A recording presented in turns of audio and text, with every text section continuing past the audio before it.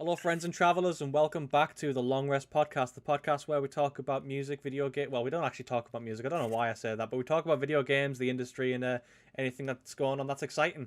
My name is Connor Noble, and joining me are my two co-hosts, Joseph Anderson and Diggy Sean. And so the first thing that we're going to talk about is this week in Monkey News: CDPR was hacked. Yeah, we all saw. Yep, and They were epically pawned. Did you see? Well, sorry, I'll let you tell the story first. Well, no, yeah, not the ransom. I was just going to talk about the ransom letter, because they posted it on Twitter. They were really transparent about it. They were like, "Yes, the rumors are true. We've been hacked. Here's what the demands are. We're not going to follow through with any of them." And apparently, an update's been released. I was just looking at an article on the Verge there. The source code's been sold. Has it? Really? Yeah. So what does that mean for them? It just means their engine and everything for The Witcher 3, all the details on it, all the assets, everything. So it's all out in public domain now. Yeah. Well, it's someone else has it. It's not been publicly released or anything. I don't. They can't really release it publicly or anything because no, because I was just thinking it'll be copyrighted, won't it? So if anyone actually released it, they'd just get mega sued. Yeah, DMCA would be all over them. There's actually a sale on its Steam at the moment, and the cheapest game on the sale is actually The Witcher 3. And you can buy it for £5 with all the DLC. Oh, yeah. That is unbelievable value. Yeah. Well, the thing is, it's not just the game though. It's the engine because the Red engine, all of that's got released. Yeah. So. Did you see the ransom letter? Did you see it? Yeah. Oh my god. What backslick Reddit trash goblin wrote that? Have you seen it? I know. It looks like a Reddit comment. Mm-hmm. Well, it's some little script kiddie, isn't it?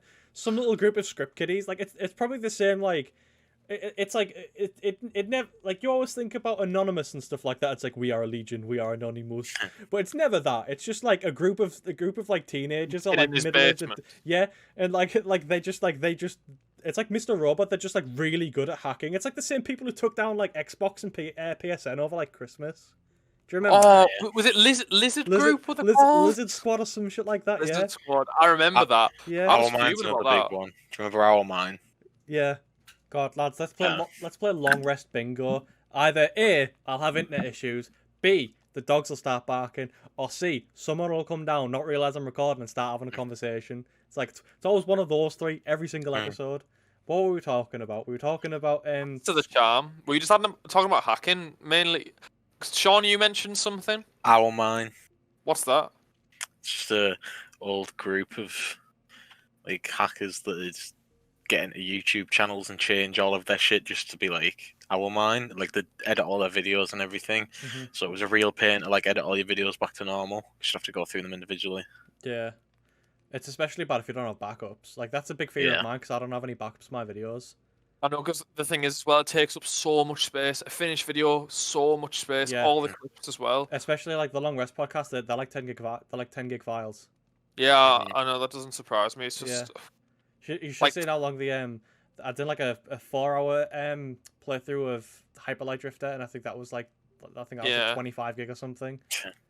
And when you've only got a terabyte, when you've got a terabyte hard drive, that doesn't sound like much, but when you've got so many games, and especially for me, I know.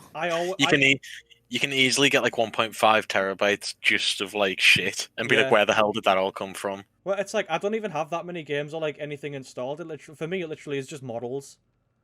I can go into my Substance Painter folder right now, and there's 100 gigs there. One Unreal project, that Dynasty that I was showing you earlier that I'm working on for university. That's I think that's 83 gig or something like that. Really? Yeah, it's near enough 10% of my hard drive. So if that's one scene, how does a game work then? Do you understand what I'm saying? It's all compressed or it's compressed and built, so. But basically, when they have it and they're making it, it takes up terabytes and terabytes. Just because it'll be super HD. Yeah. Every texture will be That's why Call of Duty Modern Warfare. Do you remember how everyone was complaining about Warzone was 200 gig? It's because they don't use compressed textures. All the textures are uncompressed. Oh, don't they? No. Oh, okay.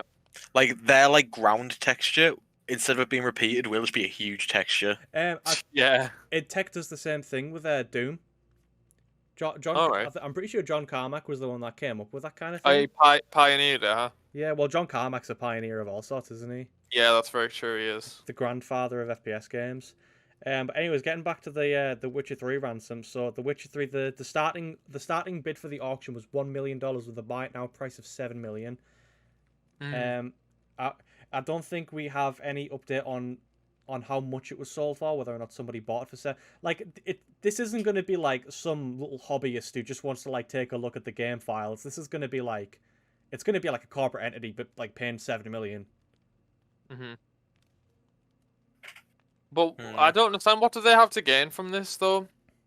Well, I mean, just secrets. yeah, it's just industry secrets, I suppose. Just getting to see, because like The Witcher 3, like the Red Engine's a really good engine. It's a really good engine. Like they'll be able to find out how the engine is so efficient. Yeah. Right. Or not so efficient if you look at Cyberpunk's early stage. They might be able to find loopholes in security, anything. But Yeah, it wasn't even just the source code though. It was they also stole like a bunch of emails from like HR and stuff like that, didn't they? Oh, that's bad. Well, yeah, apparently they just ripped like all the documents. So, and the little ransom note read something along the lines of, if you don't meet our demands, everyone's gonna know just how shitty of a company you are. As if like, Yeah, I thought that. I thought it was so unprofessional, though. I was like, are the same people who managed to hack it, like the same ones who wrote the letter? Like, it was just, there was no, like... Yeah, probably. It was really disrespectful as well. Like, I understand CDPR's on a lot of people's shit list at the minute, but, like, I don't know. I just thought it was going a bit too far, really. Yeah, well, I mean, I was looking through the Twitter feed, and loads of people were commenting on it, because, as I said earlier, like, I think it's really good that CDPR did come out and say, yes, this is happening, because then that sort of, like, steals the thunder away from them. They didn't manage to hack any personal data either. As far as they know, that there's an asterisk on that, because they said as far as we know, yeah. There's no 100%, but they're probably just saying it. They're just saying that right now to cover their asses, because a lot of people probably are worried about that kind of thing. But even what could they get from, like, obviously if they got GOG shit, but like they didn't get any stuff from GOG, like Good Old Games.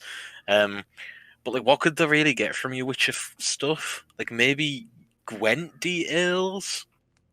I don't know. Like it's a case of like there's a website and it's called Have I Been Pawned or something like that. Yeah, and it reveals like all of the passwords that you have that are compromised. Yeah. And you know, like I've had emails and stuff before saying like, "Hello there, Connor Noble. This is your password. You will." And then it's like, "I have hacked into your webcam and I have seen you do naughty things." And it's like, if you don't pay me 1 Bitcoin, I will send it to all of your family and friends. You don't reply, nothing happens. Well, I have got you in a very cool place. It's like I've got you cooming all over, and it's like, yeah, it's like I had a look through your internet history, some interesting shit you're into. And it's like probably like a 1 out of 10 chance that like the person that is like reading the email actually has something to be embarrassed about. Because like, who actually like watches like really weird porn? No.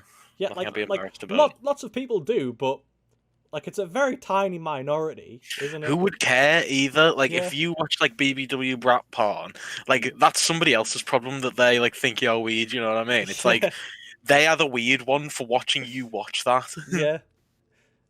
It's like, okay, someone's gonna watch me jack off. All right. Hope you enjoy, bro. Yeah. Speaking of jacking off, Riot Games CEO has been accused of sexual harassment. Well. Yeah, again. So I mean, like, this isn't the exact same guy that's been accused of harassment, but yeah, there's a new lawsuit about it. Someone stepped forward. I think it was somebody like the Riot Games CEO's assistant came forward, and said that apparently he's made like a load of really like inappropriate comments towards her, to the point where, to the point where she apparently needed medical attention. I don't know what that actually entailed, but I'm assuming it was something along the lines of like therapy or something like that. Yeah, it might be like mental what did brought on by it. Did you say she needed medical attention? Apparently she sought medical attention, and according to the expert who spoke to her, she will need medical attention again in the future. like obviously not to go too 18 plus, but if things happen to women, you have to get medical attention for them to, like, you know what I mean, like get samples from them Yeah. if those type of things can happen. Yeah. Yeah. But yeah, like this is like it was only 2 years ago that Kotaku launched that massive investigation towards them because apparently this is the kind of thing that goes on all across Riot's workplace rather than like this isn't like an isolated incident. This is I mean, if you get the guy at the top thinking it's all right, then Yeah. you can't discipline anybody else, can you? yeah.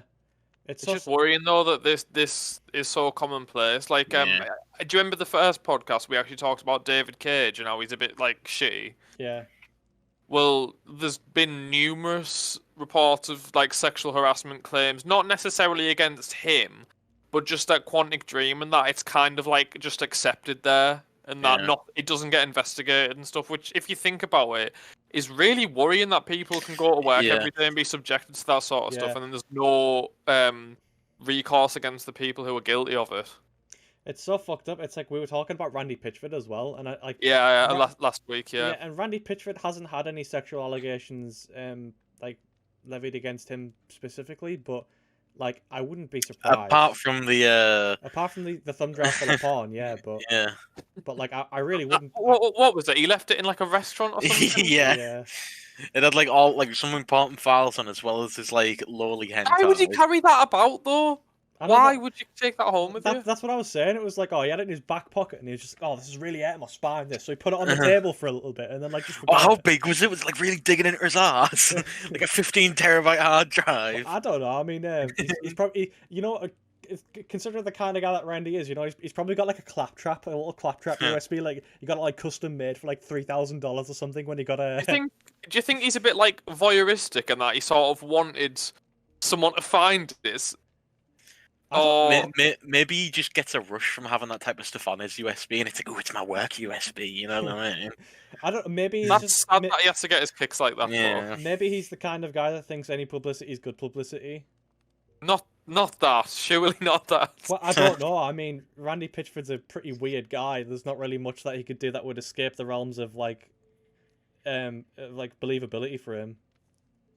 Like I was saying, like if somebody at Gearbox came forward and said, "Yeah, my CEO Randy Pitchford has been sexually harassing me," like I wouldn't be like, you know what I mean? Like I'd be like, "Oh God, well, I mean, who couldn't have seen that coming?"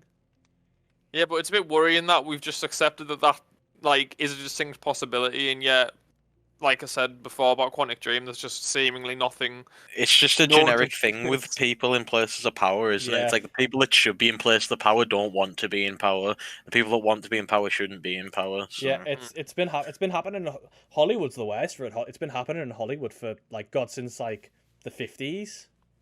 I think it's been happening since like the dawn of humanity, really. It's like kings and Noir, queens, it's politicians. interesting you mentioned that Ellen Noir has a case that Yeah, specifically the- involves. Do you know the one I mean? The 15-year-old kid, and you have to Yeah, with like promises of fame, and I think didn't she get like abused by like one of the managers or something? I Oh can't yeah, remember yeah. specifics. It's You the know one what I where mean? you go to the set, don't you? And there's a hidden Yeah. backstage player. yeah, and you can Oh god, yeah. you go to the you can visit the little kid in hospital, but if you mess up like one line with her, she's like, I don't want to talk to you. You can fuck off now.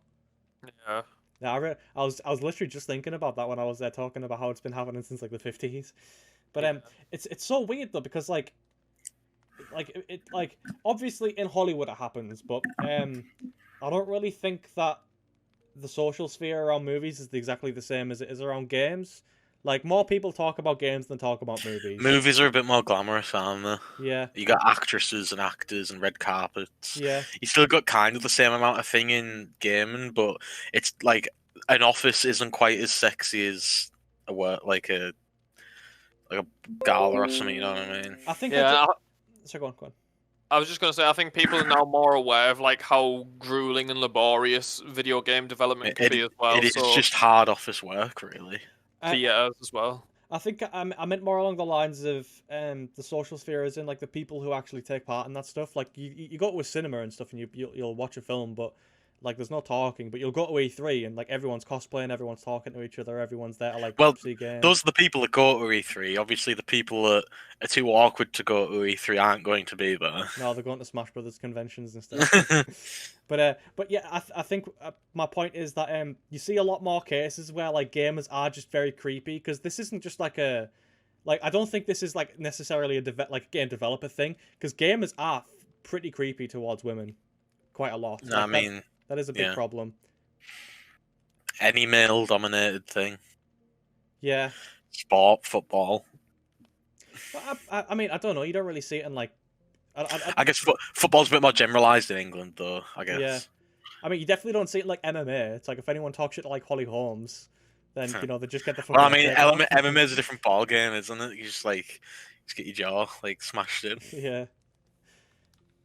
But I mean, like I made that joke about Super Smash Bros. Conventions, but like Super Smash, did you guys hear about all of the allegations that were levied towards a lot of Super Smash Bros. Pros? That's been happening for years. Yeah, it's been happening for years, but there was like a massive outing of like at least like 20 different players and casters, and Really? like pretty much all of them had been like involved with underage women or like underage boys in some circumstances. Yeah. I mean, when you get children's games like that, obviously like it's played at an adult's level, but when you do get children's games, you're gonna get people that want to take advantage of the audience. Mm-hmm. Yeah, it's a horrible thing, obviously, but it's gonna happen. Yeah, the Smash Brothers fan base is so weird. I watched a video and it was purely dedicated to just how bad Smash Brothers conventions smell. Didn't you tell me before that they put a rule in place that you could only go if you'd actually showered or something? Or have I made that up? No, that is totally correct. You could only, like they had bouncers on the door that like literally like give you a bit of a sniff. Yeah. You're in, mate. Was that Lynx? Oh, in you go, son. Jesus, that is bad though, isn't it? Yeah. It's got a head and shoulders dog. It sniffs you out.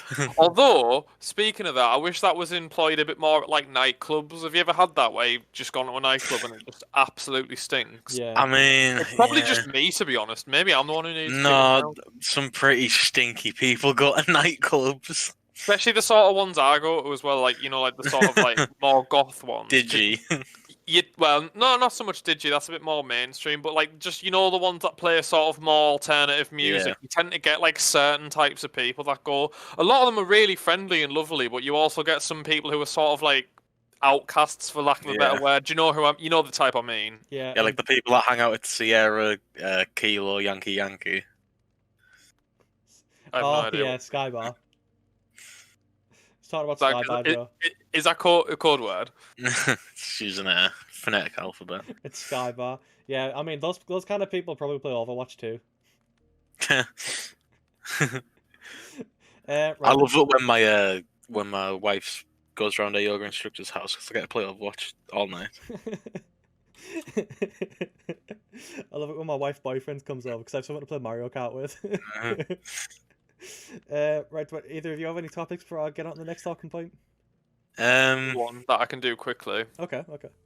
It links to the last podcast I did 2 weeks ago. Mm-hmm. We talked a little bit about GTA Online and just like how Rockstar has the license to print money, essentially. GTA 5's now up to 140 million copies sold. Is that what you say? I didn't. Is that true though? Yes, 140 million copies. But sorry, continue. Yeah, that isn't even my point. But like, there you go. Then again, that just shows just how insanely popular it is. Mm-hmm. Well, and my point links into this. In 2020, so right, I'll preface it a bit first. You know how a lot of online games, apart from like Rainbow Six Siege, which experienced a bit more popularity later, other than in its initial launch. Yeah. But a lot of online games peak like quite early in the lifespan. Do you know what I mean? Like Call of Duty games, for example, they'll have a massive surge of popularity at the beginning, which slowly goes down. And you have the hardcore that just stay there and love it, but for the most part, a lot of people just dip into it for a couple of weeks and go, "Yeah, that's me done," and don't go back to it. Well, bear in mind, GTA 5 launched in 2013, and I think September 2013, and the online came a little bit later. Is that right? Came like a week later. Oh, was it? So it was still 2013 then. In last year, 2020, GTA had more players than any other year. I don't. More people played GTA Online in 2020 than even its release year. That's so strange to me. 7 years after the fact, it's insane. It's like because you look at a game like World of Warcraft, and World of Warcraft sort of like as like a you look at its like player base over time, and it's kind of like what's like the heartbeat graph? What's that called? Oh, yeah. Cardiograph? Is that Sure. Cardiograph, something like that. I think Where I've it's like, just made that. where it's like it'll be like steady decline, and then it'll sort of like flatline, and then it's like new content, new expansion, and then steady decrease, flatline, and it'll be just the same over and over again. In like, God, World of Warcraft's like an aging old man. That heartbeat's gonna get lower and lower. I mean, it already has, but that's kind of my point. Like, you look at games like World of Warcraft, like immensely popular games. And like games like Fortnite as well, it's like it doesn't matter what game it is. Eventually, people will get bored, regardless of the amount of content you put up. But Grand Theft Auto just seems to be the exception to the rule. ECG, electrocardiogram, sorry. Player created content. That's true. But look at Gary's Mod. Gary's Mod Yeah, is but the player created content game. And... GTA keeps moving the goalposts. Because GTA can add little bits in that make the content that people can create even more. Mm-hmm. You know what I mean? Whereas, Yeah, like, that's Gary's true. Mod just kind of, like, blew its load. Yeah. Well, I mean, I've got like 3,000 hours in Gary's Mod, Sean. I'm pretty sure you've got like a similar amount, like a few thousand hours.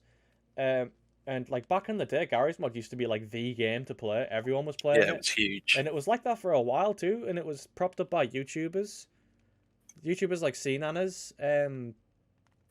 Anybody that played TTT, really, that full phase. Yeah, it was like it's like C-Nanas and C-Nanas friends. It's like if you were any of them, then you know you were basically like who's the guy that like holds up the Atlas, Sean? Atlas. Is that just what he's called? Yeah. Yeah, he's like holding the world on his back. It's like that was C-Nanas and Gary's Mod content because it's like prop hunt, murder, like those kinds of games, hide and seek. Like you'd have thousands of players playing on those servers. And, like, if you go on Gary's Mod now, it's just like the game is like even though the game still receives updates, Gary's Mod has never had any significant like expansions to its content or anything like that. Not least since like Gary's Mod 13 in 2012 or something. Mm-hmm. But yeah, no, the GTA 5's crazy. And Red Dead as well. Red Dead Online's also hit an all-time peak. Has it? That's in December, which is really surprising to me because I thought like a lot of people had wrote that off. Well, do you remember? I know you weren't here, Joe, but I know you watched the podcast last week. We were talking to Izzy about how Rockstar are actually giving free content away to Red Dead Online players to get them to come back. Mm-hmm. Because even though it's peaked, it's still nowhere near the same amount as Grand Theft Auto 5. They've tried, but yeah, it's because like Sean said, there isn't player created content in Red Dead, is there? No, there isn't. Plus, like the best thing they could do in Red Dead really would be just like adding a thing where you can make like races, I guess. But yeah, but it's not as fun with the horses as it is with a crazy wacky car that can go. Especially when like horses, like you could just have a shit horse. Mm-hmm. Well, the physics in Red Dead as well are really grounded. Like everything has really real heavy, tangible weight. If you get knocked off your horse, that's it for the race, really. Yeah, you don't have that in GTA. Like, not really. No, like the nature of Red Dead Redemption's sort of like as you said, like the physics system and the way everything's like really weighty. It's all supposed to just like really ground you in the world. And I feel like if you were to do anything along the lines of putting in any sort of like wacky content, then it would just totally like just ruin, ruin that part of the game. I think they were wrong to try and expect Red Dead to experience a similar level of success as GTA, because it's just a totally different experience, and the story, it just attracts a totally different type of person, I think, honestly. Well, I don't really think they did expect it. I think consumers probably expected it because they were like, yeah, it's Rockstar. Rockstar can do no wrong. But I mean, GTA 5 was Rockstar's golden goose, really. You can't really get much better than that. Still is. It speaks volumes, the fact that it's literally the first trailer that was shown for the PlayStation, the PS5 like launch event thing. Yeah, it was GTA, wasn't it? GTA 5. Like I saw that Rockstar logo and I was pogging. I was like, oh my god, it's gonna be Bully 2, it's gonna be Manhunt 3, it's gonna be something along those lines, and it's like, no, GTA 5 again. And I they hear don't think they Michael's can make voice a Manhunt chiming. game, though. I don't think that. Nah, definitely not. Like Manhunt 1, great game, right? Really good. Manhunt 2 was still very good, but it kind of messed up the themes. Like in Manhunt 1, you weren't like in neither of the Manhunts you meant to really root for the characters, but in Manhunt 1 it never tries to pretend that what he does is good or what he does is like it never tries to make you feel a certain way about him. But in Manhunt 2, your character just kind of murders indiscriminately. Yeah. And like it tries to make you feel bad for him, and it's like that's worse controversy than just making a Manhunt game. Like making a game where it's just like it just comes across as edgy. It's just so ill aligned. I see. I don't know, because I watched a really good video. No, Javed did a video. It's called Postal and Weighing In on the Arsehole Simulator. And have you seen how have you seen Postal before? Yeah, like Yeah. it's a game where you can do really mundane tasks, or you can just choose to shoot everybody, and it's really funny because you can just shoot everybody. Well, have you seen the Fest game? I don't know. So the Fest game is like it's an isometric. It's Hatred. Have you seen? Do you remember when Hatred came out and everyone? Oh was yeah, like, I've seen Postal 1 before. yeah. Well, Hatred is basically like a spiritual successor to like the Yeah. gameplay of Postal 1. So it was like literally just the same. It was like it wasn't. Like in Postal 2, it was funny because you got to do these mundane tasks, or you could just choose to whip out a deagle. But in Postal 1, it literally is just go here, kill 30 people, and then mission's murder over. everything. And yeah, the final mission for Postal 1 is an elementary school. And like the second that you see the level name come up, elementary school, like you're supposed to be like, oh fuck no. But like, then the game like pulls the rug out from underneath your feet, because if you actually try to shoot at any of the kids, they're all invincible. And after like a while of trying to shoot them and kill them, and you can't kill any of them, the character just goes crazy, and then the game ends because it's sort of like a fever dream. And so I feel like developers are sort of always conscious about like which lines to cross and which lines not to cross. And I feel like you look like you had something to say there, Sean. I was just gonna say Rockstar early 2000s. When San Andreas came out, they toned it down because of 9/11. Yeah. Well, that was also there's going to be kids in it and everything, wasn't there? What, that you could kill? Where you could run them over. I'm not sure if they'd die. They would be in the world, so you could run them over. Theoretically, yeah. If you just wanted to. But I think back then, wasn't the early 2000s to sort of about 2010. That was when loads of people were cracking down on games. You know, we talked about earlier. I don't know if you were recording, Connor, I wasn't recording, but yeah, about video games causing violence or whatever. Yeah. That was when that was like really at its peak, wasn't it? And everyone was like, "Oh my god!" Like, I remember like even in the UK, they had like MPs in Parliament like trying to discuss banning certain types of games and like what, because obviously to them it was still this sort of new thing, and they were just trying to set the limitations and the guidelines of that. But yeah, I don't really know what my point is, but yeah. Just to add a bit of context. Going back to Postal for a second, Postal 4 in early access right now. Yeah, it's received. Wasn't Postal 3 like really shit? Yeah, Postal. Or am I thinking of Postal 3 was terrible, and Postal 4 was supposed to be like a return to the gameplay formula of Postal 2, but it's received scathing reviews. It says mostly positive and very positive when I'm looking at these reviews here. Oh, that might be now, but I remember when it first came out, people were like, "Is this a joke?" Because it's an early access game, so I think people were just expecting a little bit more. I would have really liked it if they just called it Postal 3 and then like never mentioned it. Yeah, that would have been funny. I had something else to say because so we're talking about games and like edgy content and stuff like that. Have you seen 6 Days in Fallujah has been re-announced? Has it? What? Yeah.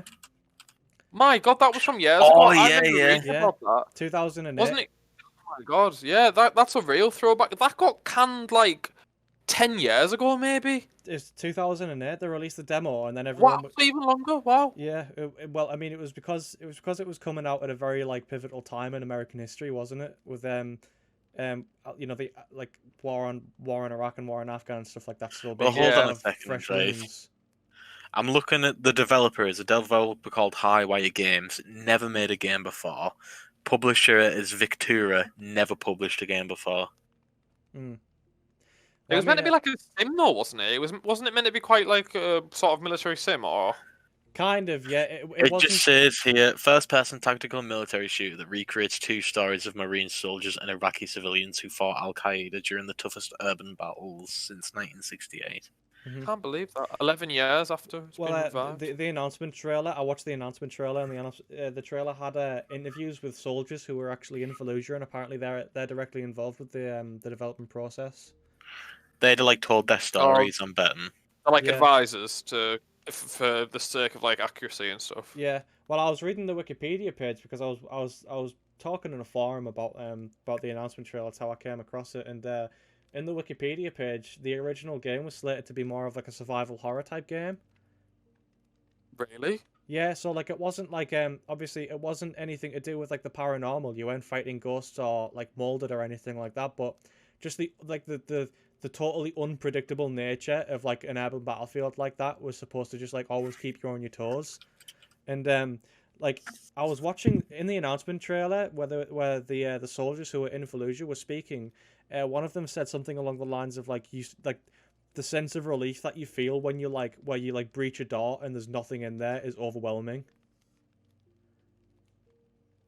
Because like there's so many like little hidey holes that insurgents would sit in and just like pick people off at random. I mean, like, I'm not sure if this is the same really, but I feel like the Modern Warfare reboot, when you do the no-knock raid on the British house, that's very good. Like, when you slowly go, it looks amazing, just the graphics and everything, but like it's very tense, and you get like you just die if you're not careful enough. You get people hiding under beds, hiding in bathrooms and stuff, women with babies that you have to watch out for. What's that one where you breach the house in Camden? In the reboot. That's the mission Sean's talking about. Yeah, like it is like it tries to be really realistic as well. Oh yeah, so this is something else. So Joe, you know how you were talking earlier about GTA 5 breaking its record for concurrent players? Well, Steam broke its own record for concurrent users as well. 26.4 million users on at the same time. Wow, that's good. Yeah. God, it's like every week we talk about Steam versus Epic Store, and it's like sort of a topic that we should just like maybe put to rest.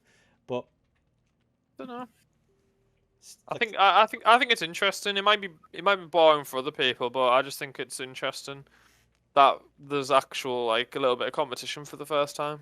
Yeah, well, I mean, it just like I don't even know. Epic are trying very hard with these exclusives, and they I think was it last week or the week before? I can't remember. Was it Joe or Sean? Which one of you said it? It was in the next 2 years, Epic are gonna have more exclusives than they've had since release. Sean, I didn't say that. Yeah. And it just doesn't look like it's doing anything to slow Steam down. Yes, it's going to take quite a lot for Steam to sort of slow its growth. I mean, I think one of you two said before that like the main reason Epic even has so many players is because people go on there to play Fortnite, like kids and stuff, and developers. Yeah.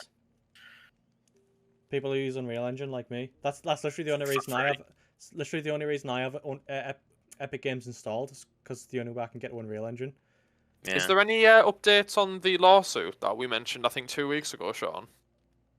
I didn't see anything when I was looking on the news site today. Yeah, lawsuits take a long time to resolve. Yeah. Yes, man. So we might be sat on this one for a long time. Sean, you watched something in Monkey News? Oh yeah. Monkey News, our weekly animal segments with animals in gaming. Sadly, isn't about monkeys this week, but I got the closest thing that I could, and it's pigs. So scientists have actually taught pigs how to play video games. 4 of them to be exact. Yeah, 4 pigs. Okay. Don't expect any esports teams yet because they're only playing Pong, but they've trained 4 pigs to play Pong for treats, and they were playing each other competitively. And they also even discovered that the pigs would get angry when they'd lose. Oh wow! Yeah, because they didn't get their treats. That's interesting. It's pretty interesting as well because you wouldn't think it of pigs, but like they were actually able to notice their inputs actually making a difference on the screen and stuff, so they could play actually effectively. There was also different skill categories for the pigs. Some of the pigs were better than others. Uh, I think like one of them always won, and there was one that always lost. And probably the most interesting thing about all of it actually is after after the test was over and like the food was taken away, the pigs continued to play. Even though the prospect of being Even given a treat yeah, was they taken weren't away. getting any food. They continued to play, just Oh, fight that's really good. versus each other. That's How were so they playing it? cool. Do you know? You are. Just for the How tries, were I they playing? suppose. It was a joystick, and they just grab it with their mouth and move it. Oh, really? Oh, Okay. okay. Yeah. Yeah, I was gonna say because I couldn't use their feet to control anything. I don't think could they? Well, Pong's easy to play though, isn't it? So Yeah, Pong is like probably like the yeah. baseline game that you can introduce to. yeah, it's literally up and down, isn't it? There's Yeah, it's just just up and two planes removed. down. The test results ended saying that none of the pigs, even the best one, managed to beat a person. So yeah. we're not You'd be anywhere pretty close gutted- yet. You'd be pretty gutted if you were like, yeah, You lose to the Oh. pig. I know, because It's like, like, no, again, let me try again. please, like you're breaking down, like crying your eyes out. Please let me beat him, But please. yeah, let me do it." the last thing I heard about that experiment is that the scientists are signing them up to Steam to see how they do a PC game. And, Right. mhm. I honestly, it'd be pretty shit playing with a pig, wouldn't it? They just hog the controller. Oh my god, get out. I think a chimp could beat a person at Pong. Well, Yeah, you're going to talk about the memory thing. yeah. I was literally Sure. about to bring it up. So I don't know if you've seen it, Joe, but there's a scientist put like So it was like I can't even remember what the actual test entailed now. The game was you'd have just a screen and have a bunch of squares on them in a grid. Mhm. Yeah. Like a 10 by 10 grid of squares, and then for about 5 seconds, a bunch of numbers would pop up like 1, 2, 3, 4, 5, 6, 7, 8, but not in order. And you had to press them in order. yeah, and then they'd go away, and the monkey, like you have to remember like 1, 2, 3, 4, but the monkey would just go like beep beep beep beep beep and do it. What? Really? And Yeah.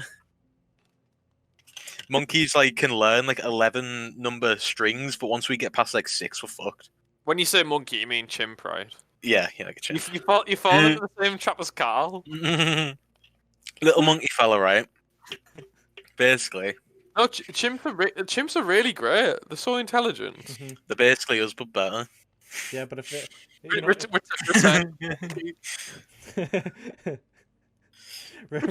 reject normality, embrace tradition. Right, life good. I'd love to be a chimp. I really love how like there's just like a meme about Joe Rogan and like gorillas. 'Cause it made like one comment about how like if gorillas were around, we'd all just be fucked because we'd just have our arms like ripped off.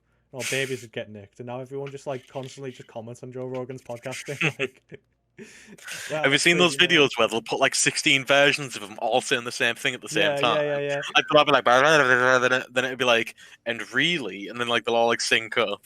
Yeah, it's like He said that he It's always says entirely buddy of mine, possible, doesn't he? that one. a buddy of Yeah. mine. Sorry.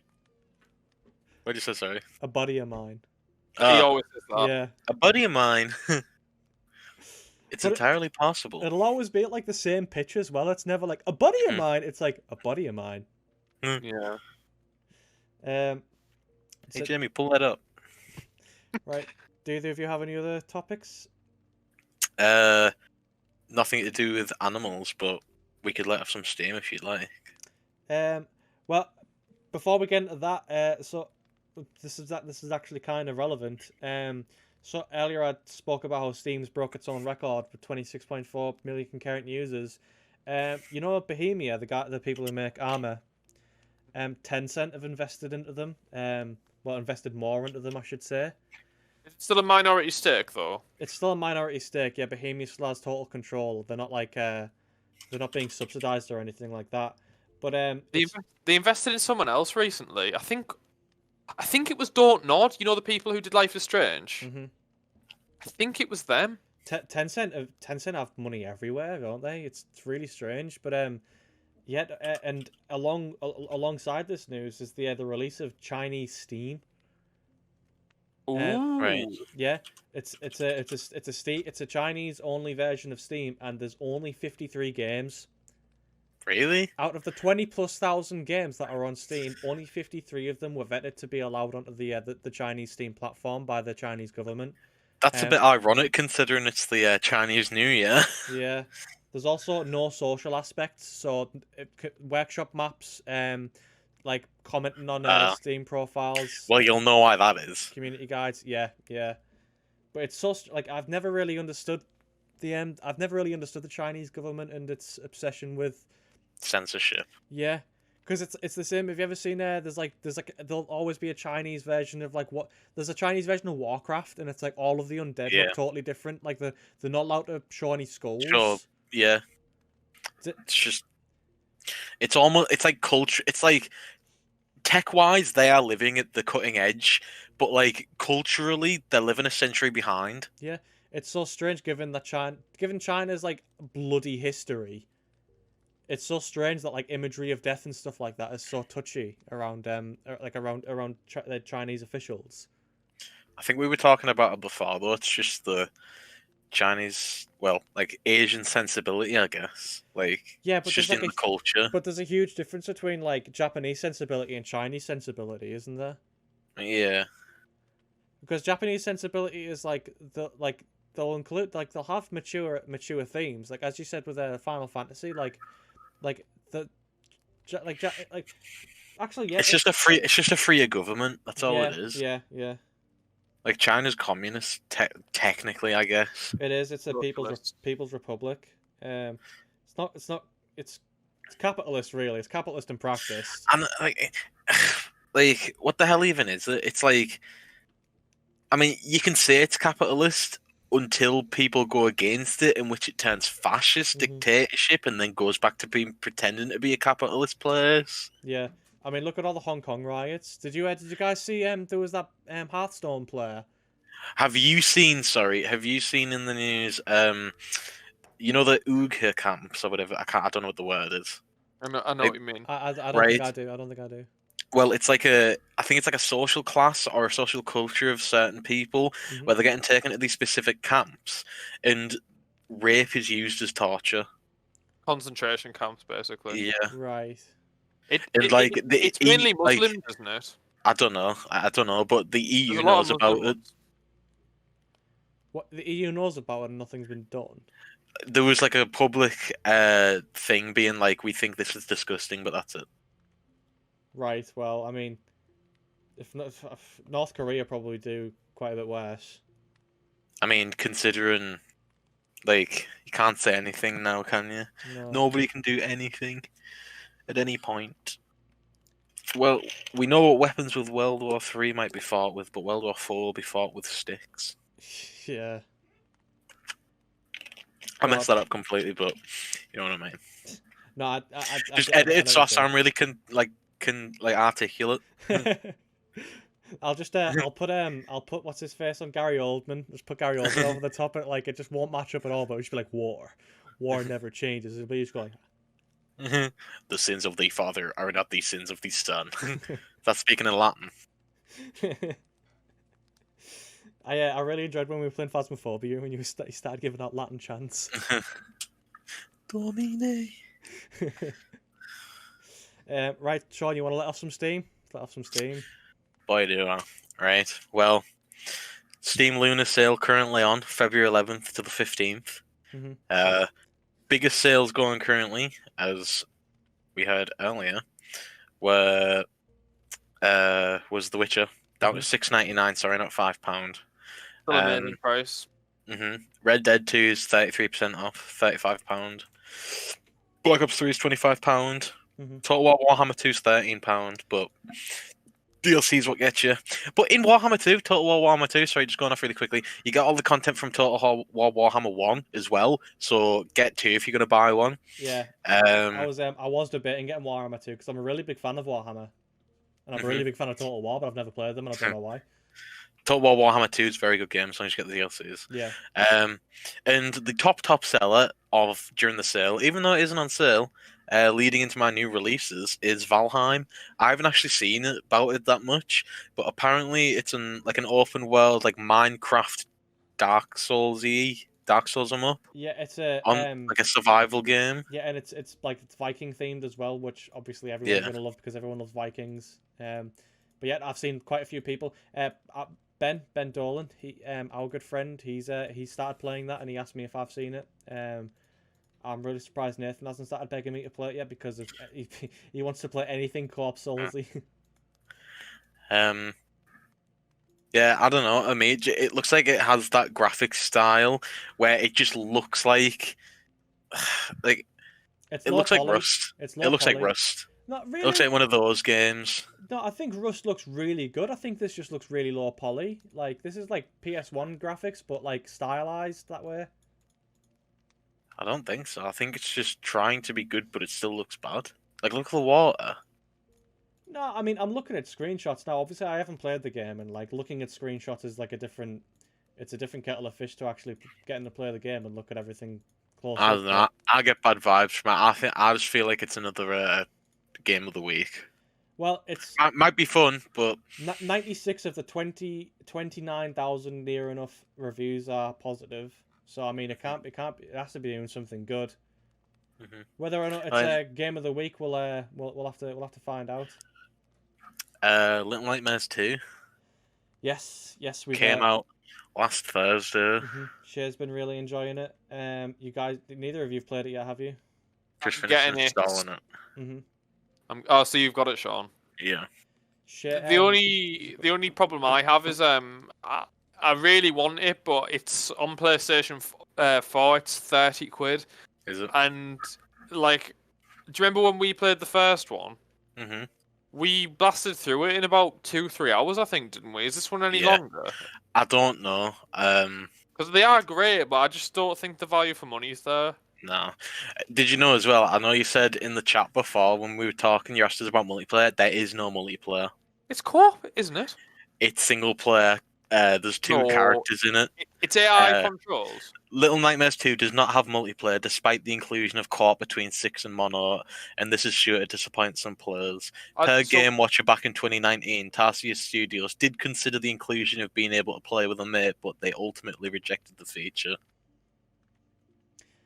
I mean, personally, I think that I mean, it's their decision at the end of the day, but I think they obviously had to like weigh up the pros and cons, and one of the cons of couch co-op in a horror game is that it's just not that scary. Not scary. Yeah, it's not not scary that scary at when all. you're with another person. Well, we weren't scared when we played the first one, were we? No, but I mean, if you put some headphones on, there'll be there's atmosphere there, Yeah. isn't there? Yeah. It's like when I play Resi, it's like Resi's not scary. I already know everything that's gonna happen, but there's still like quite a bit of tension there. But like when I played it with you, Joe, like I played it with Joe, both of you actually. I played it for the first time with you, Sean, and then I played it with Joe when Because that was my first time playing it, and you two were both there, weren't you? yeah. And It's still tense when Jack Baker's chasing you at the start of the game. Yeah, it's tense, but it's not like pan-shittingly tense. And I feel it's because you know what to do. Say, I always find that the scenes are really tense until you die, and then all the tension is gone, and then you're like, oh, it's over now. Like, I know what happens. I die, the screen goes black, and then I reset a checkpoint. The only thing you're afraid of is getting caught, and once you're caught, the magic's gone. That's what's wrong with a lot of I know it's hard to preserve. games. How do you keep up the tension though? Like after death, like it's really difficult. It's how well you can maintain that illusion, isn't it? Yeah, really? You need to set the stakes higher than death. Well, actually, have either of you played Amnesia Rebirth? No. I don't know. Oh yeah, I have. That's the newest one. The newest one. How far through are you? Have you seen the monster yet? Oh right. Did you ever get caught in that game? Yeah. So you know how in Amnesia the Dark Descent, I can't remember for a Machine for Pigs, but in Amnesia the Dark Descent, like when the monsters caught you, they'd kill you. Yeah. They don't kill you in this one, do they? In Rebirth, they don't kill you. It's related to story reasons, but they don't kill you. They just sort of go send you back to a checkpoint, in your face, and then you're like, oh, okay. And then you got schizo for a bit, and then wake up later. No, you actually progress further through the area. Do you? The monster despawns, and you go to a further point, like just past, like say there was a locked door or like a little puzzle or something. you'd once you get caught, you actually wake up beyond it. Really? Yeah, so like there's actually like apart from there is a mechanic where like you have like your character has some degradation Yeah. each time you get caught, which you can see by That like can looking affect in the end of the game. by looking in wells and stuff. You can see your appearances all like fucked up. Ooh, I'll tell you a game that did death really well. Is it called like Senua's Sacrifice? Oh, Yeah, Hellblade. If you die a certain amount of time, that's your save file gone. Really? Yeah, you get like 10 deaths. Is that it? Because I know the character in that game is suffering from like psychosis. Like Yeah. I thought that was really cool. Every time like you die, like scars get longer and longer, and that's like a mental illness getting worse, and eventually she just like goes crazy. Yeah, it's Wow. Peter Molyneux's vision for Fable 2, but actually realised. Was that one of his things? Like you could only if you died, that's it. No, but in Fable 2, you don't actually die. You just get knocked down. No, and you no. wake up with scars. Yeah. No, I know that, but what was he saying? What was he? No, I don't think he actually said like he never wanted anything to do with permadeath. What did he do with Fable 1? He said if you plant an acorn at the start of the game, it would grow to a tree by the end of the game or some shit like that. Yeah. What year was that? Like 2005 or something? He said that. Something like that, yeah. I'm actually purchasing Kingdom Come Deliverance right now because it's on for a tenner on the Steam sales. Well, there you go. Letting off some steam. There's a shining endorsement. Yeah. Well, do you remember you came around to mine, John? I brought my PC down. We were gonna like sit through it and play it, but like Oh yeah. I remember that. I downloaded a dodgy copy of it, and like none of the menu text would work. There was just no text in the game. We literally couldn't play it, could we? No. Yeah, that was great. Oh, so here's another shining endorsement. I was talking to Sean about this earlier, Joe. I think you'll really like this. So, have you ever heard of a YouTuber called Inferno Plus? Potentially. Right. So he's a YouTuber, and he primarily makes Halo mods. So he made like a mod for Halo 2, and it's Desert Bus. And he made like a really casted Halo 1 mod where it's like instead of shooting a pistol, you just chuck it at someone, and like the sniper, like the barrel of the sniper is really wobbly and it's really inconsistent. It's just like a really funny mod. Well, he's just made his first ever Dark Souls mod. Yeah. Yeah, so he put Blood Gulch in it, but he also just like so he put Blood Gulch in it, and then he put a bunch of other Halo maps in it for like PvP. But he didn't stop there. He actually just went and said fuck it, and then just rebalanced the entirety of Dark Souls Remastered. How do you mean? So he added new spells, took away spells, added spells, like buffed and debuffed certain weapons, and made it so that backstabbing just isn't isn't as exploitable. Yeah, it's not as exploitable. Whenever you kick someone, it's a shield, like it's a parry and a shield break. Like he did loads.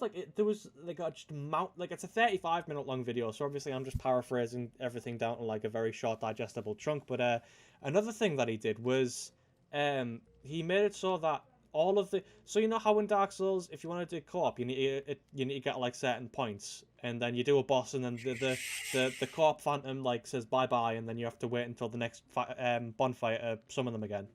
Yeah. He removed that. So now you can literally just walk from one part of the game. If providing neither of you die, you can both start a Firelink Shrine and do the full game together. Yeah, that's really cool. It goes against Miyazaki's vision, but yeah, I think that's cool. Absolutely. But I mean, it's Miyazaki's vision's one thing, but it's also like really not fun to constantly have to worry about like which areas you can and can't co-op in, because which areas, like certain areas you'd have beaten a boss in, certain areas you won't have beaten a boss in. And like they'll also have to be up to that point as well for them to leave the phantom the summon sign down. So like personally, I think it's a good thing. He also upped the multiplayer limit to like 18. So what? Up from what was it before? 4? Yeah. So now you can have like 9 versus 9 big team battle in Blood Gulch. And it's just the Great Bow. He buffed the Great Bow, so it's actually a terrifyingly good weapon. So now you can actually just snipe the shit out of people with a Great Bow. That's cool. Yeah, but if anyone watching likes Dark Souls, I really recommend going to Inferno Plus's channel and watching the full 35-minute long video that he did on it. Yeah. Before we jump into a Dark Souls rabbit hole, because I know we could all talk about it forever, I do have a little bit of news left about two games that aren't quite out yet. I don't even know if they have release dates, but a couple people might want to know about. After a very quiet 2020, I think it's called Tech Labs. Is that the company that makes Dying Light? Tech Lab? Techland. Techland. Deep Silver. Was Deep Silver the publisher?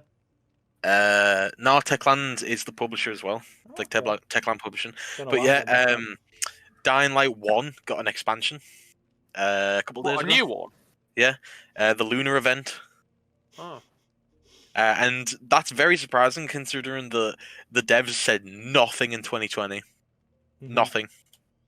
Well, no, Didn't even know if Dying Light 2 was even coming. The Dying Light 2. If you look at the Twitter activity for the Dying Light 2 page, they do talk to people about it. I know, but like they don't. Nothing's like been said. Like they said it was going to come out in 2020, and it didn't. And they didn't like say anything. Yeah, I think it's one of those "it's done when it's done" cases, isn't it? But yeah, like I mean, they said they were having trouble with it because of COVID, and then just nothing got said about its production. So a lot of people I know like didn't even know if it was still coming out. Same with Darkest Dungeons too. Still nothing on that. But the other game, the well-known misogyny simulator, I'm sure we've all played. Super Seducer. Have you heard of it? No. No. Oh well, the third and final game in the series is coming out. It's a wait. Is this the one where it's the fucking the dating guru or whatever? yeah, it's full motion video dating guru guy. Pretty much known for just like not being a very nice person. Yeah. Very sexist. Has his own video game series where we can all demean women together. I think Donkey played it. Donkey played like the first one. It was like a really funny video. But yeah, he was on this morning. No, yeah, it was. Piers Morgan ripped into him. Yeah, no. So it's not this morning, but yeah, he was on a show. Piers Morgan. He was Good Morning, I think it's called. Yeah, something Morning, like that. That's the news one on the morning. Yeah, and it was like women in Russia are much more attractive generally than women in England, and Piers Morgan was like, to be fair, Piers Morgan's just a fucking idiot, isn't he? Well, I mean, like, what do you call it? A broken clock's right twice a day, isn't it? Yeah. Yeah, that's a very good way to describe Piers Morgan. I personally really don't like him. I remember when he ate a fucking vegan Greg sausage roll and he started like puking up a bucket. It's like he's very like anti-liberal, which I think is kind of funny. But one of the things I actually do like him for is even though he has like his set of political beliefs, he's not afraid to rip into either side when they do something daft, which I really respect. Which is so I like him for that. But he did an episode of Hot Boxing with Mike Tyson, and he actually smoked a little bit. Did he actually smoke, or was like an Elon Musk like? I don't know. Like Mike was like, "Well, you hit before the show." Like, yeah, like who knows what that means though? Yeah. Speaking of getting ripped, Anthem. Anthem's. Oh yeah. Anthem's on Death's Door. It's now. I think I don't remember where I read this. I think it might have been Eurogamer, but I don't remember the contents of the article exactly. But essentially, EA management are having to get together and decide whether or not Anthem's even worth continuing, because they were gonna do like they were gonna do a rehaul, weren't they? They were gonna like relaunch the game. Yeah, and they have to make that game free. Nothing's come out about it. They were like, "Oh, we've got this big plan. We'll win everyone back." And then what became of it? Like selling a game for free and then making the money off AdSense and everything else, like DLCs and like money packs and stuff. That isn't the sign of an industry that's thriving. That's the sign of an industry that could die at any second. Like as soon as people lose interest in your game, that's it. You're done. Yeah. You don't have a game anymore. Well, yeah, The game was never the thing making you money. it's now totally up to EA to decide on whether or not Anthem's like ever going to continue ever, or if this is like the final time we're ever going to get it played. So I mean, personally, I think they should just make it into a single player game. It died so quickly. Like because Shovelware, AAA shovelware. yeah, because like I personally have a really big gripe with looter shooters. That's why I don't like Borderlands. That's why I don't like Destiny. It's like I like Destiny. I really like. I think Destiny's You like the probably. multiplayer on Destiny, don't you? I like the PvP, yeah, but I actually like PvP shooters. But I think. Sorry, go on. I was just about to say, I think Destiny is probably the best sci-fi universe I've ever seen. Really? It's really well designed, and it has Hybrid. this strange hybrid mix of. You like it over Halo? Or you actually think it's better? Yeah. Wow, that's high praise, man. Yeah, well, I mean, like, I like it because, as I was just about to say, there's this really weird hybrid mix of like fantasy elements mixed in with like all the sci-fi. So like you've got your three main classes. You've got Titan, you've got Warlock, and you've got Hunter, and those are basically just like fight a rogue wizard, like, and then like the way all of the characters speak and the names of all the locations and items and stuff like that. Like, if you were to read, like, a Dungeons & Dragons homebrew book and you saw, like, half of the names that you see in Destiny 2, you wouldn't expect them, you wouldn't see them as being out of place. Shit like Valathor, like Scourge of the East Seas. Yeah, and you've got a gun that's called, like, Mindbender's Ambition. It's like, God, it's so cool. Like, and there's an enemy called the Witch King, and it's like, that's a Witch King Angmar reference. Yeah. It's like all of the armor looks really like suited to like fantasy. It's such like just a cool, unique blend, and and the environments as well. Like the free roam environments, they're so fun to run around in. But the only incentive that you have to run around them in the first place is items, and that's why I don't like it because it's a looter shooter. Yeah, I was just about to say, the looter shooters are very like it can be good or it can be bad. Like it's very easily turned into a money machine that can just make the game not fun. But you mentioned Borderlands, and I've got to throw one out for my boys here, right? I think Borderlands is pretty good because it's kind of like immune to some of the criticism that a lot of looter shooters get because it's mainly it's a multiplayer experience, but it's designed around a single player like game, and because of that, it's a closed circuit. There's no way like even though Gearbox it has its own share of problems, they don't abuse their players. Yeah, I feel like if Destiny 2 took the same route as Borderlands, where it was like single player story driven, then I feel like it would have done a lot better. But because it's an MMO and because they're not willing to make it a closed circuit and make it so that because like you do the adventures and stuff in the free roam and like they're all fun to do once. Doing them 10 times for a checklist is just tedious and it just makes you hate the game. Yeah, like I feel like it's a different type of experience that you're getting because like with MMO type stuff like DLCs and expansion packs, all the story beats are going to be weaker because you're not invested in any of it. Like even if it's like a mint story with the best writers in the world, you're not really in it. Like you're just an MMO character. Yeah, that's like it's like Destiny tries to go along the lines of like, oh, we're all Guardians, we're all defending. It's like, no, I don't want to be one in a million. It's like you play Halo because you want to play as Master Chief. You know what I mean? You want to be like. You want to be the guy who saves the universe. And it'd have its own problems as well. If they went the other way and was like, you are the one, because then everybody'd be the one, you know what I mean? Yeah. You'd be like, well, what are all these people doing here? Whereas Borderlands kind of gets away with it because you only have the possibility of there being 4 of you, and you don't even need there to be 4 of you. You can just have the one. Yeah, and I feel like if Destiny went the same route, it was like you can make a character, and you can make multiple characters if you want, and you can have 4-player co-op, and all of you can get into it. But it's like it makes such a big deal of like like all of the story beats in Destiny are shared by everyone else. It tries to be a single player story in MMO. It tries to put Halo missions into World of Warcraft. Like obviously not exactly, but you know what I mean. It's like it doesn't work for me. It really doesn't. Like one of the only really real reasons that World of Warcraft works the way it does is because you are just part of the army in all the DLCs. Yeah. You're not a special person. You never do any of the important things. It's always like the big guy doing it in a cutscene. But like, I don't know. Like, Yeah.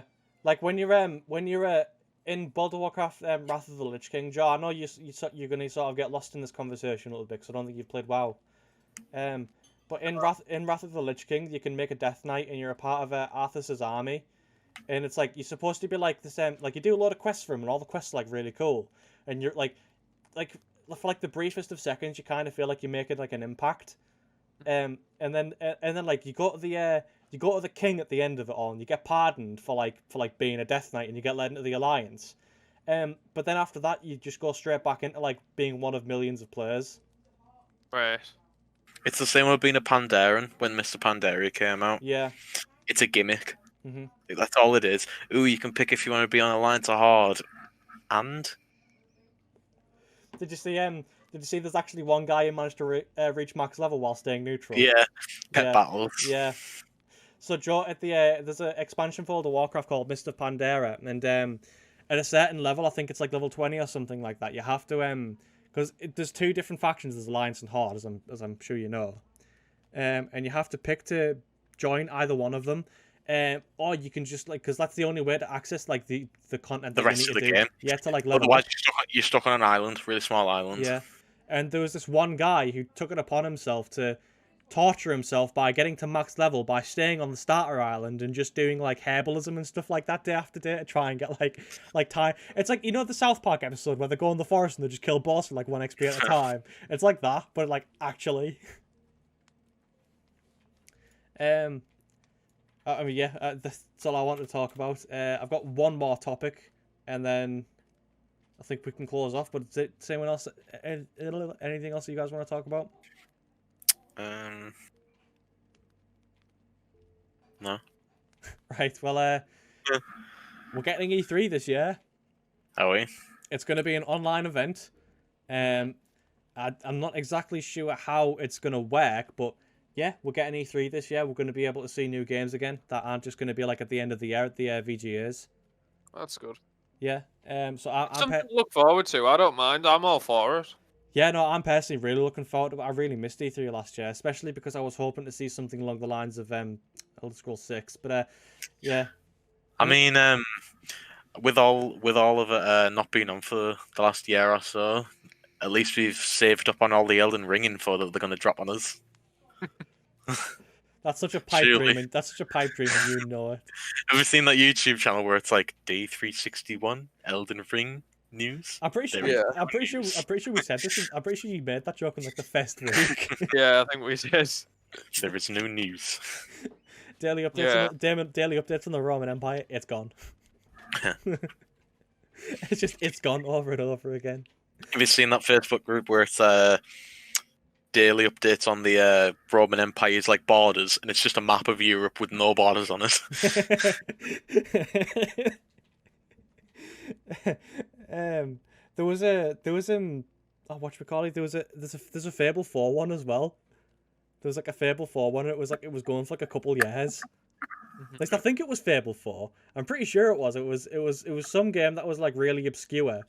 Sort of like hasn't had a release in like 10 years, and then the second that Fable 4 got announced, everyone was like, "Ah, Fable 4!" That's the game I'm most looking forward to coming out, honestly. I'd get an Xbox Series X to play Fable 4 if it doesn't come out on PC, but it will. The last God. like the last like what did they do? Fable Anniversary, did that come out on PC? Yeah, the only Fable game that isn't on Steam isn't on PC is Fable 2. All right. It sucks because it's the best one. Yeah. Yeah.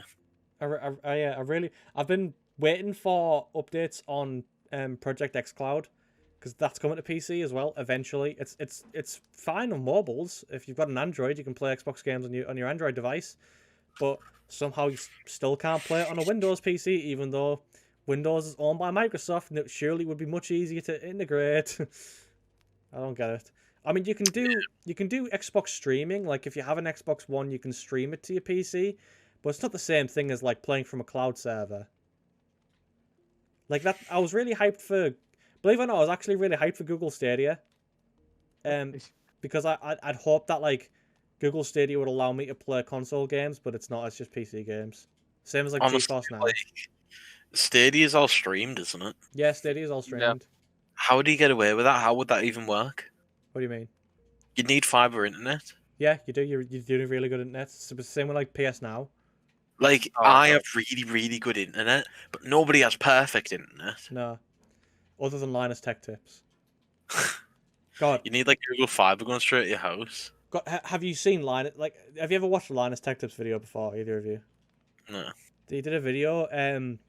So basically, like when you're downloading a game, it's like when you're downloading a game, it's actually very CPU intensive, because while you're downloading it, you're also like unpacking the game because obviously it's compressed. And he basically had like the fastest gaming like, as Joe would say, the biggest gaming PC ever. And he downloaded, because he had like 10 gigabit Ethernet at the office, and he downloaded Red Dead in like 2 minutes on Steam servers. It's good. It's fucking ridiculous, is what it is. It's like I have to leave my PC on overnight just to download anything like that's like over like 60 gig. And even then it doesn't work because it goes off every half an hour. So I just wake up and find out that I've just wasted a lot of power. Oh yeah, it just goes on sleep, doesn't it?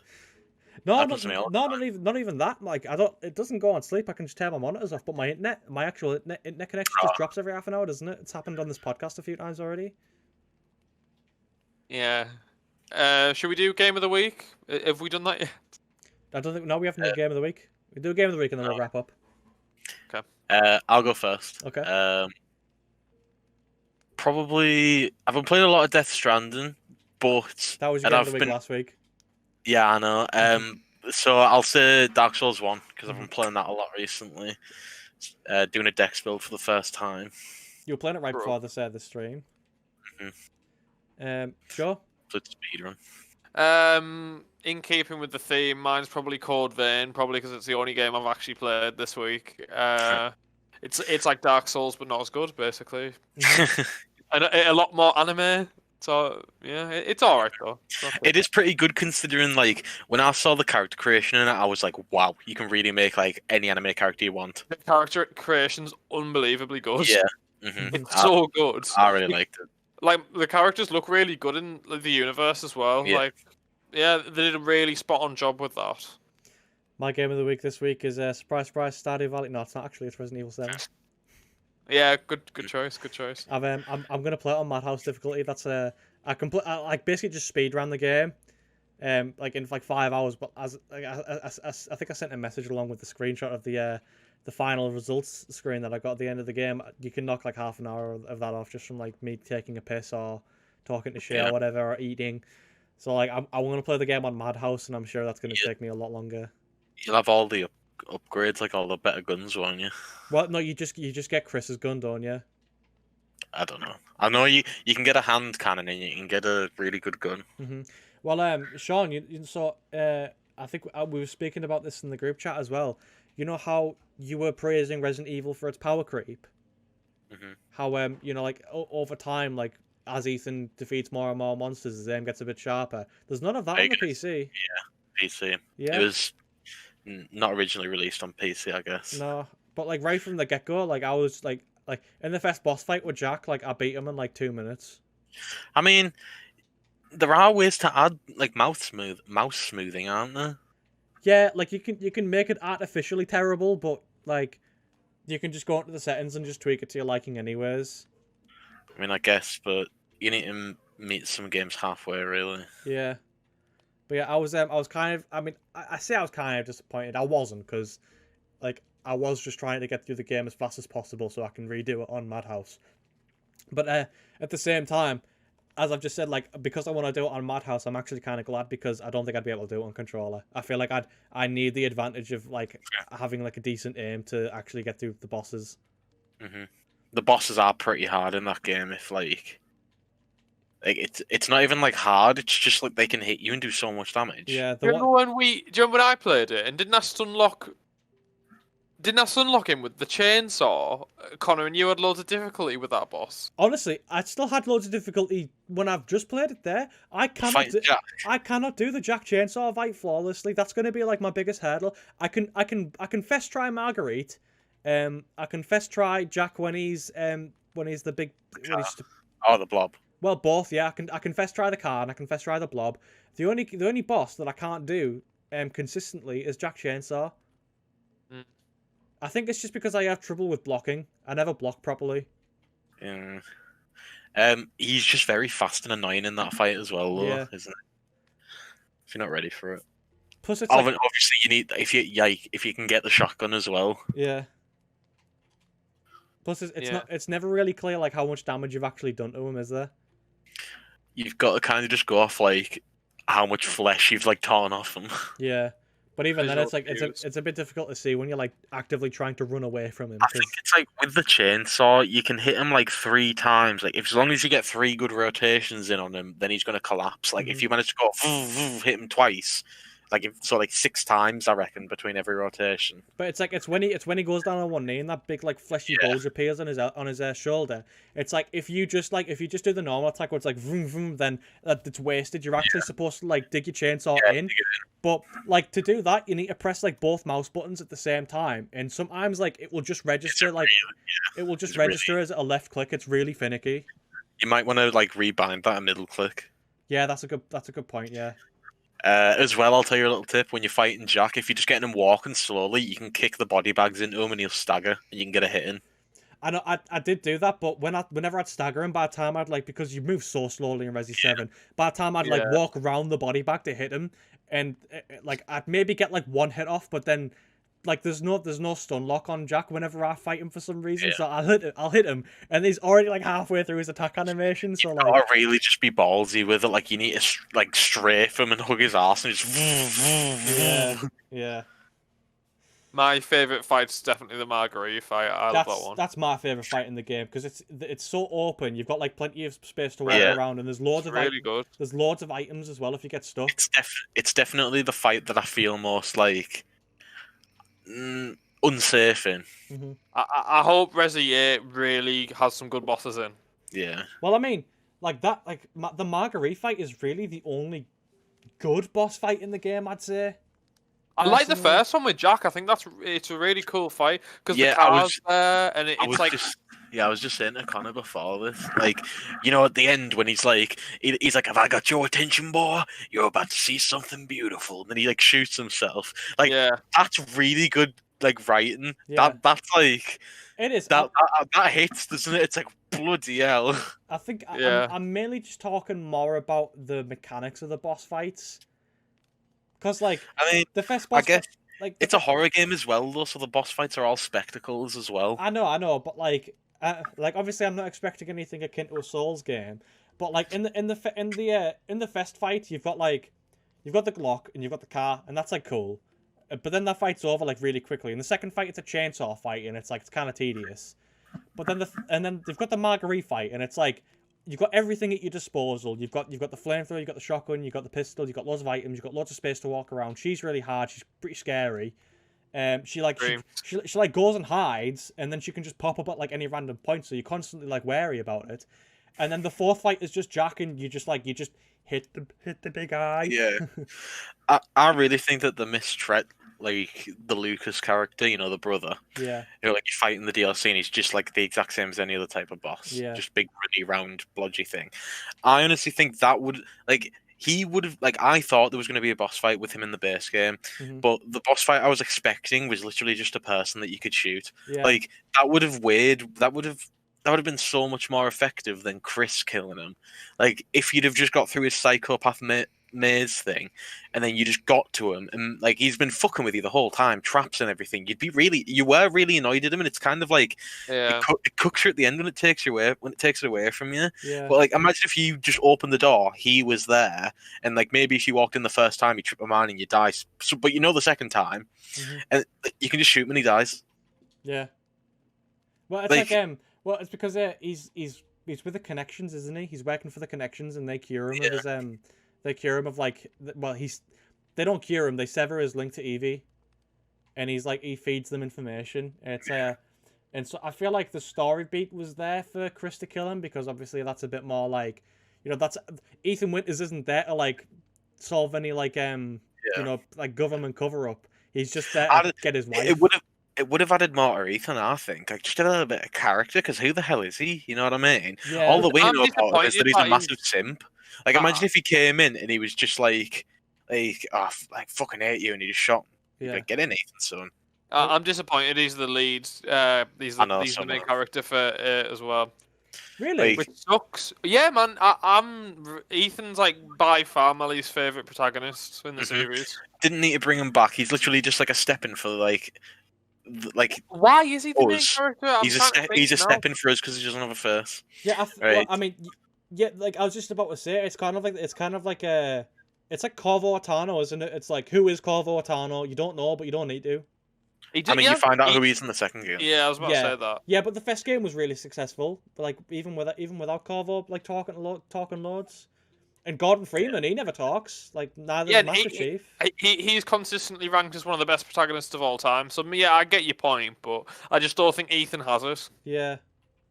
I feel like what it might be is because Capcom's really resting on their laurels with like yeah, they've had a good franchise, but I feel like it's way better for the fans if you're not playing as these other characters. But because like then it'd just be they're just making the old games again. But if you're playing as a new character that almost feels like the whole thing's been rebooted, and you're seeing all these other characters, you're like, oh my god, it's these epic characters that I've seen before, and you get that kind of like magic again, or at least that's what they're trying to do. I feel like that's what they've achieved because I mean like obviously with Resident Evil 7 and 8 both being like first person games, in adjacent to the typical like third person action of like previous games. I feel like they have really successfully rebooted the franchise. Oh, me too. Yeah, I feel like Resident Evil 8 will probably be an enjoyable game, but it has a lot of room to be bad. Like that engine has a lot of ways you can go with it, doesn't it? Like you've played the DLCs. Have you played the Jack Baker DLC? No, it's not the hero. It's End of Zoe, isn't it? I've got it. I do want to play it. Yeah, I know what happens in it. Yeah, it's just like beating up all the shit, isn't it? Yeah, it's just a power fantasy. Like before you were scared of them, now you're beating them up. Yeah. Yeah. Whilst we're talking about Resident Evil, I'll just say, have you two played the Resident Evil 3 remake? No, I've heard really bad things. I've been because I played through it. I think I finished it on Boxing Day actually, like last Christmas, and I've been rewatching my sister play it recently. She finished it again in like 2 days, and the bosses in that game are so weak. Mm-hmm. Like I think that off the top of my head, the only boss is Nemesis, and you fight him about 3 times. And it's all pre-rendered. Can you not kill it? Because in the original game, you can actually kill him like really early. You don't have to fight him ever again, but it's really hard. No, you can knock him down, and he'll stay down for like a little bit, but then he just comes straight back again. And once you hit certain points, it just triggers him, and then he just spawns like behind you or whatever. It's really Resident Evil 3 is really linear. You know how there's this YouTuber, I forget his name, but he did a video like showing how Mr. X works off camera in Resident Evil 2. It's really impressive. He literally does walk around the RPD, you know. Mm-hmm. Like those footsteps you hear, and they're not just sound effects. He is somewhere in the map. Like I think that's really cool as well. And he doesn't always know where you are, I think. But with Nemesis, it's like you hit a certain point, it's like right, he spawns there, whatever, you know. Yeah. And a lot of them are just set pieces where like it's like the Uncharted thing. You just hold him forward and moving up like a corridor, and it looks really flashy, but there's no skill or depth involved. Yeah, I think I know what you mean. I obviously watched the beginning of it, and it chucks you into it really quickly, which is something I didn't think that they should have done. Obviously, it stays true. He blows his load. Nemesis blows his load at the beginning, and then you're not scared of him because like I thought it was going to be a really slow roll game, get you really creeped out because like when you first see Jill, she's like looking in the mirror and stuff, and it's first person in the apartment. You're really like in on everything, looking at everything. Yeah. And then burst through the wall. Hold forwards. It's literally about, I think it's less than 5 minutes into the game. Yeah. If you just wake up and just do it straight away, it could go to the door, it would spawn straight away. Yeah. you could be like 2 minutes. There's stuff in the apartment you can read, which can make it take longer. But like, yeah, it's really after how successfully I think they did Mr. X in Resident Evil 2 remake. It was just so disappointing. Have you seen Mr. X is like 7'8" and Lady Dimitrescu or whatever she's called is like 9 foot. Yeah. Hell yeah. Have you seen the size comparisons? Yep. That's such a Capcom thing to do. They just noticed how many people were like, God, I'd let Lady big tall boob vampire lady just strangle me, and then they were like, she's 9 foot by the way, just like proper egging everyone on. I love Capcom. It's good. Right, well, I think is that everything? Yeah, it's a nice note to end it on. Yeah, sure.